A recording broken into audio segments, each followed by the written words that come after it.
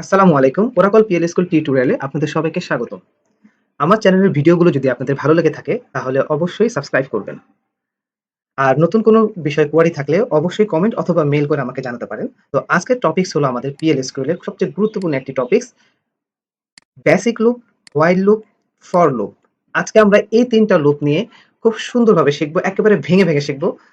এরপর আর কখনোই যেন ভুল না হয় আমাদের এই ৩ টা লুপের কাছে। তো শুরুতে বলে নিই আমাদের সবচেয়ে বেশি রিয়েল এনভায়রনমেন্ট এ কাজে লাগে বেসিক লুপ আর ফর লুপটা সবচেয়ে বেশি কাজে লাগে। হোয়াইল লুপটা ঠিক তেমন একটা কাজে লাগে না। কিন্তু তারপরেও আমি ৩ টা লুপ নিয়ে আমি খুব সুন্দরভাবে আলোচনা করার চেষ্টা করব যতটুকু আমার দ্বারা সম্ভব হয়।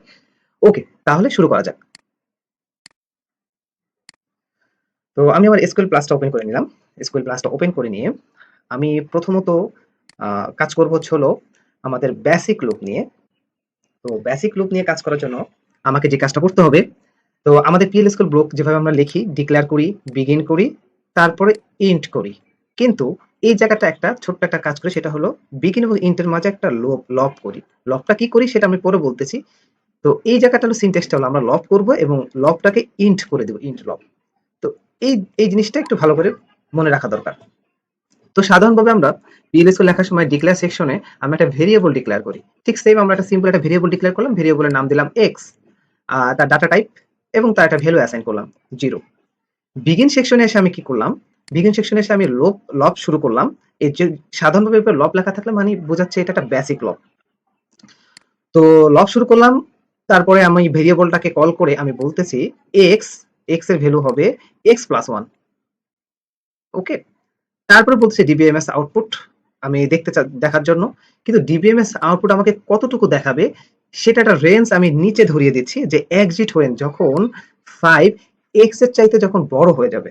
না সরি, আমি যে বলতেছি হ্যাঁ এটাই বিষয়টা যে 5 যখন 5 এর থেকে যখন এক্সটা যখন বড় হয়ে যাবে তখন এই লুপটা ইন্ড করবে। একেবারে ধরা যায় আহ, সহজভাবে সিম্পল ভাবে একটা সিরিয়াল মেনটেন করবে। তো এখন আমি আমার x এর মান আছে কত? আমি x এর মান এখানে 0 দেওয়া আছে। এখানে 0 দেওয়া আছে। যখন আমি ডিক্লেয়ার করেছি তখন x এর মান 0 করেছি। আর এই জায়গাটায় এসে আমি বলতেছি যে বিগিনিং এর ভিতরে কিন্তু ভ্যালু অ্যাসাইন করা যায়। যেটা আমরা ডিক্লেয়ার সেকশনে যে ভেরিয়েবলটা আমরা করে আসি এটা আমরা বিএলএস করে শুরুর ক্লাস দিক দিয়ে কিন্তু খুব ভালোভাবে আলোচনা করা হয়েছে। যদি ওই ক্লাসগুলো যদি আপনারা না দেখে থাকেন তাহলে আমি হাইলি রিকমেন্ড করব ওই ক্লাসগুলো আপনারা একটু দেখে নিন। আপনাদের হয়তো অনেকটাই উপকারে আসবে। আচ্ছা যাই হোক আমি যেখানে ছিলাম যে আমি বিগিন সেকশনে এসে এই এক্সটাকে আবার অ্যাসাইন করতেছি এক্স প্লাস ওয়ান। তাহলে এক্স প্লাস ওয়ান বলতে বোঝাচ্ছিল এখানে 0 এবং প্লাস ওয়ান, মানে এটা একটা ওয়ান একটা ভ্যালু আমি নিয়ে আসতেছি সোজা কথা। তো একের আমি বলতেছি ডিবিএমএস আউটপুট হবে কোন পর্যন্ত, যখন এক্সিট হবে হলো 5 এর উপরে যখন চলে যাবে মানে 6, মানে 1 2 3 4 5 6 এরকম বিষয়টা। তো আমি যদি এটা একটু রান করি তাহলে হয়তো আপনাদের বুঝতে আরো বেশি সুবিধা হবে। শুরুতে আমি যে সেট সার্ভার আউটপুট অন করে নিলাম, কেন করে নিলাম তা তো জানেনই, ডিবিএমএস আউটপুটের রেজাল্টের জন্য। ওকে, এই জায়গাটা লিখে দেখেন পিএসও সাকসেসফুলি আমার কমপ্লিট হয়েছে। কখন কমপ্লিট হয়েছে? যখন আমার 6 পর্যন্ত আমাকে ভ্যালু আমাকে দেখিয়েছে 1 2 3 4 5 6। এটা ছিল একটা বেসিক লুপের একটা বেসিক একটা সিনট্যাক্স এর উপরে কাজ করা। এই সিনট্যাক্সটা যদি আপনারা মনে রাখেন তাহলে বড় বড় লব খুব সহজেই করা যাবে। এই লবটা যদি এই বেসিক সিনট্যাক্স এর এই লবটা যদি বুঝে নিয়ে থাকেন। ওকে, তারপর আমি কি করলাম? এখন আমি একটু এই লব করে আসলে আমার কাজটা কি হবে? এই লবের কাজটা কি? তো অনেক সময় আমাদের ডাটাবেজের টেবিলে অনেক সময় একই ধরনের বা একটা সিরিয়াল মেইনটেইন করে আমাকে ডাটা ইনসার্ট করার প্রয়োজন হয়ে যেতে পারে। আমাদের প্রজেক্টেও এরকমটা প্রয়োজন হয়। আমি রিসেন্টলি যে প্রজেক্টটা করেছি সেই প্রজেক্টেও ঠিক এরকম একটা কাজ আমার করা লেগেছে। তাই চিন্তা করলাম এই বিষয়ে একটা টিউটোরিয়াল করাটা মনে হচ্ছে খুব বেশি প্রয়োজনীয়। আচ্ছা যাই হোক আমি সে কথায় গেলাম না। তো আমি একটা বেসিক একটা টেবিল, এটা খুব সাধারণ একটা টেবিল আমি তৈরি করতেছি যে ক্রিয়েট টেবিল মাইএমপি নামে ২ টা কলাম দিয়েছি। আইডি আর হচ্ছে হলো একটা হায়ার ডেট। তো আমি এই টেবিলটা তৈরি করে নিই এখানে। কেন করতেছি সেটা একটু সামনে গেলেই বোঝা যাবে যে আমি কেন এই কাজটা করতেছি। আচ্ছা এই টেবিলটা আমার নেম অলরেডি এক্সিস্ট। আচ্ছা এই টেবিলটা আমার আছে অলরেডি। অলরেডি এই টেবিলটা আছে আমার। জাস্ট টেবিলটা আমি ড্রপ করে দিই। তাহলে আরেকটু সহজ হবে। Drop table my name. আমি টেবিলটা ড্রপ করে দিয়েছি। আচ্ছা এখন আমি আবার এই টেবিলটা ক্রিয়েট করে নিই। ওকে, আমার টেবিল ক্রিয়েট হয়ে গেছে। তো আমি কি করব এখন? এই টেবিলটাতে আমি একটা সিরিয়াল মেইনটেইন করে আমি কিছু ডাটা একসাথে ঢোকাবো। কিরকম ভাবে? সেম এই কাজটা আমি এখানে করব। একটু লক্ষ্য করেন। ডিক্লেয়ার সেকশনে আসে আমি আগের মতো x একটা ভ্যালু অ্যাসাইন করে নিলাম। ভেরিয়েবলের মধ্যে একটা ভ্যালু অ্যাসাইন করে নিলাম 0। তারপর একটা সাধারণ একটা লব করলাম। লবের মধ্যে এসে আমি লিখলাম x সাথে অ্যাসাইন করলাম x প্লাস 1, মানে 0 প্লাস 1 মানে 1ই তো। তারপর আমি কি করছি, এই লাইনটা হলো নতুন, যেটা হলো ইনসার্ট করতেছে, ইনসার্ট ইনটু মাই এমপি। মাই এমপি কোনটা, এই যে এই এমপিটা, এই মাই এমপি টেবিলে আমি ভ্যালু দিচ্ছি, এই যে ভ্যালু এক্স। এক্স বলতে কোনটা, এই এক্সটা বা এইটা, যেটাই আপনারা মনে করেন না কেন একই কথা। তো এই এক্সটা আমি দিচ্ছি এমন। আর হচ্ছে হলো আমার মাই এমপিতে দুইটা কলাম ছিল, একটা হলো আইডি, আইডির ভ্যালু হচ্ছে হলো এক্স, আর হায়ার ডেট এটার ভ্যালু হচ্ছে হলো সিজ ডেট, মানে আজকের যে তারিখ সে তারিখটা আসবে। তারপরে বলতেছে এক্সিট হোয়েন, যখন এক্স ৫ এর চাইতে যখন বড় হয়ে যাবে, মানে 6 পর্যন্ত হয়ে গেলে তখন আমার এই লুপটা শেষ হয়ে যাবে। ঠিক এই আগের মতো আমরা এখানে যে লুপটা করেছিলাম যে 6 এ এসে শেষ হয়ে গেল। কিন্তু এইটা আমরা একটা টেবিলের সেম এই কাজটা আমরা টেবিলের মধ্যে করতেছি, সেটা হলো মাই এমপি টেবিল। ওকে, আমি এটা একটু কপি করে নিয়ে এখানে যদি পেস্ট করি, তো আমার এখানে বলতেছে প্রসিডিউর সাকসেসফুলি কমপ্লিট, কিন্তু আমার এখানে ভ্যালু দেখায়নি, ঠিক না? ভ্যালু আমরা এখন কিভাবে দেখবো? আমরা তো এটা একটা টেবিলে ডাটা দিয়েছি। এটা একটা টেবিলে ডাটা দেওয়া হয়েছে যে insert into the my MP. এই মাই এমপি টেবিলে দেওয়া হয়েছে, যার কারণে এটার মতো কিন্তু উপরে ভ্যালু দেখাবে না। আমাকে সিলেক্ট স্টেটমেন্ট লিখতে হবে। আমি সিলেক্ট স্টেটমেন্ট লিখলাম, select star from my MP, যে টেবিলটা আমি মাত্র ক্রিয়েট করলাম। ওকে,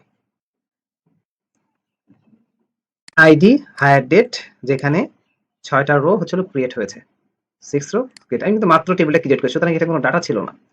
তো এইটা খুব সহজে আমি একসাথে আমি ৬টা ডাটা আমি ইনসার্ট করে নিলাম। আমি যদি এখানে ১,০০,০০০ ডাটা যদি ইনসার্ট করতে চাই কোন একটা নির্দিষ্ট জায়গায়, একটা টেবিলে, এটা কন্ডিশনের উপর ডিপেন্ড করবে। তখন কিন্তু আমি খুব সহজে কিন্তু এইভাবে একটা কাজ করে নিতে পারি আমি। এমনকি কাজটাও কিন্তু খুব ইউজার ফ্রেন্ডলি হলো। ওকে, তাহলে এখন আমরা মূল টেবিলে একটা কাজ করি। সেটা হলো আমি এখন এইচআর এ আছি। শো চার, শো ইউজার। আমি এখন মূলত এইচআর ইউজারে আছে। তো আমাদের এইচআর ইউজারে কিন্তু যে স্কিমায় আমার একটা লোকেশন নামে একটা টেবিল আছে। তো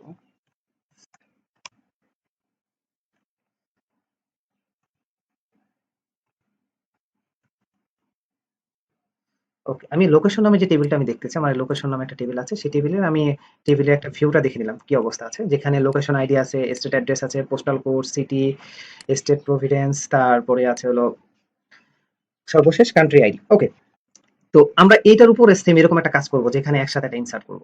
তো এই কাজটা আমি কেন করব, এই কাজটা একটু জটিল আকারে কাজ, একটু মনোযোগ সহকারে দেখলে আরেকটু কাজ হবে। যে বেসিক লেভেল কাজটা খুব বেশি হয়তো প্রজেক্টে, তাই এটা নিয়ে আমি একটু বেশি আলোচনা করব সাধারণত।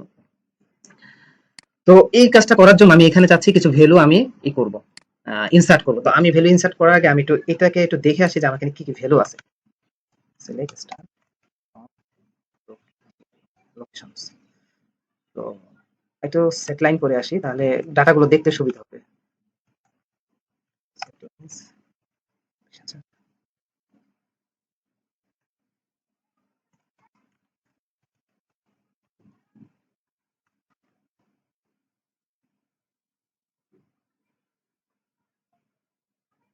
ও আচ্ছা, আমি বানান ভুল করেছি।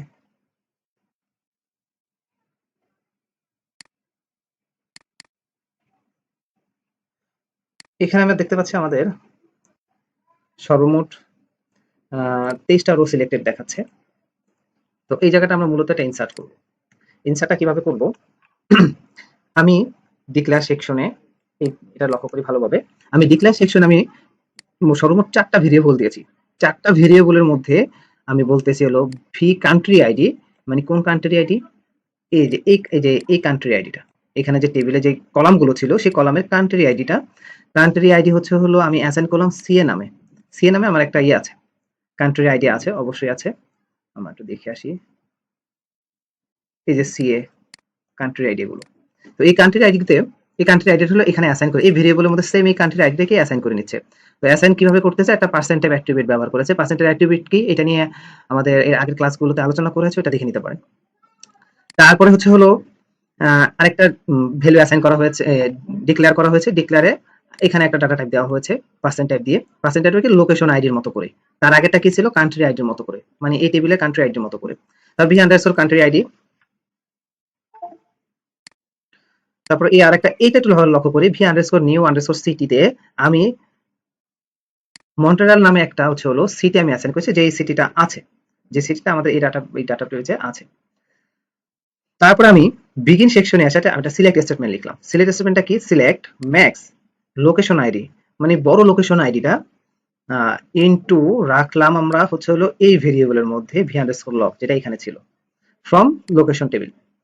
হোয়াইল কন্ডিশন দিয়ে বলতেছি কান্ট্রি আইডি ইকুয়াল হচ্ছে হলো ভি আন্ডারস্কোর কান্ট্রি আইডি, এই কান্ট্রি আইডির মতো, মানে কি সি এ কান্ট্রি আইডি। তো আমরা একটু সি এ কান্ট্রি আইডিটা আমরা একটু এই কান্ট্রিটা দেখে আসি, এখানে এই কান্ট্রি আইডিতে কি কি ডাটা আছে। তো এটার জন্য আমার কাজ করতে হবে, আমি একটা সিলেক্ট স্টেটমেন্ট লিখবো, তারপরে বলবো হচ্ছে হোয়ার, হোয়ার দিয়ে আমার প্রয়োজন হবে হচ্ছে হলো এই কান্ট্রি আইডিটা, কান্ট্রি আইডি ইকুয়াল হচ্ছে হলো সি এ। আমি একটু ভেঙে বলার চেষ্টা করতে যেন বুঝতে যেন সুবিধাটা হয়। তো সিএ এই কান্ট্রির আইডিতে হচ্ছে হলো আমার দুইটা ডাটা আছে সর্বমোট, একটা হলো 1800 আর একটা হলো 1900, মানে লোকেশন আইডি।